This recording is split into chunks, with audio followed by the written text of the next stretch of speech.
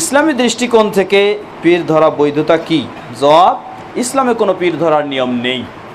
ইসলামে কোনো পীর ধরার নিয়ম নেই, কারণ পীর ধরার নিয়মটা ভারতীয় উপমহাদেশের, আর এই নিয়মটাই মানুষকে শিরক ও বেদাতে লিপ্ত করেছে, সঠিক ইসলাম থেকে মানুষকে বিরত রেখেছে। ইসলামে কোনো পীর ধরার নিয়ম নেই। আল্লাহ রাসূল সাল্লাল্লাহু আলাইহি ওয়াসাল্লামের যুগে ছিল না, খোলাফায়ে রাশিদিনের যুগে ছিল না, সাহাবীদের যুগে ছিল না। প্রসিদ্ধ ইমাম আবু হানিফা রাহিমাহুল্লাহর পীর কে? কে বলতে পারবে? তার কোনো পীর ছিল না। ইমাম শাফির পীর কে? ইমাম মালিকের পীর কে? ইমাম আহমদ বিন হাম্বলের পীর কে? কেউ না।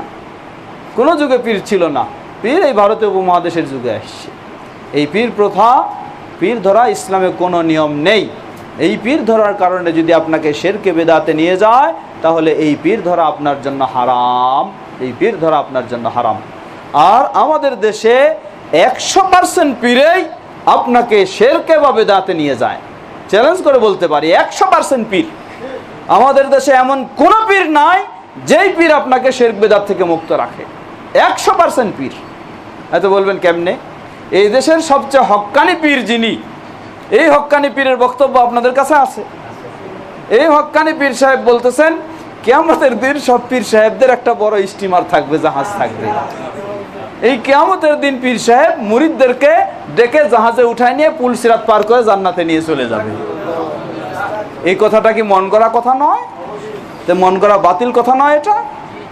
তাহলে যদি এই বাতিল হয়, হক্কানি পীর যদি এই বাতিল কথা বলে, এটাই শিক্ষা দেয়, এটা দিয়ে আপনাকে পীর মুরিদ হওয়ার জন্য উৎসাহ দিয়ে থাকে, তাহলে এই দেশের 100% পীর হয় তার মাঝে বেদাত শিরক আছেই, বেদাত শিরক মুক্ত নয়। এটা চ্যালেঞ্জ করে বলতে হয়।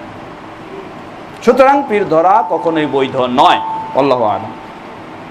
আপনি আলেমের কাছে যাবেন, শিক্ষা নেবেন, অবশ্যই আলেমদের কাছে কি করবেন? দিন শিক্ষা নিতে হবে আপনাকে। আপনি একা একা দিন শিখতে পারবেন না, আলেমদের সহযোগিতা নিতে হবে।